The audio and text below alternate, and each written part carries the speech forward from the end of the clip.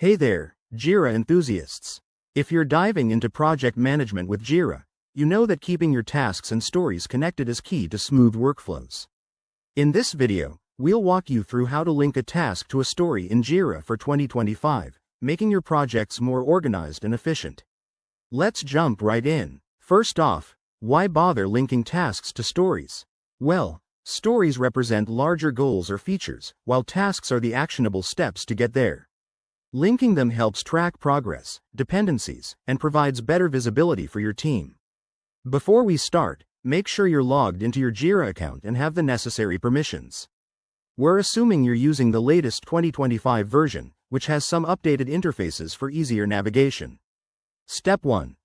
Open your Jira dashboard and navigate to the story you want to link. You can find it by searching in the project or using the backlog view. Once you're on the story page, look for the Issue Links section. It's usually on the right-hand side. Step 2. Click on Link Issue, or the plus icon next to Issue Links. A pop-up will appear where you can search for the task you want to connect. Type in the task's name or ID, and select it from the results. Step 3. Choose the link type. For most cases, is a subtask of, or, relates to, works best, but pick what fits your workflow. Hit Link to confirm, and voila, your task is now connected.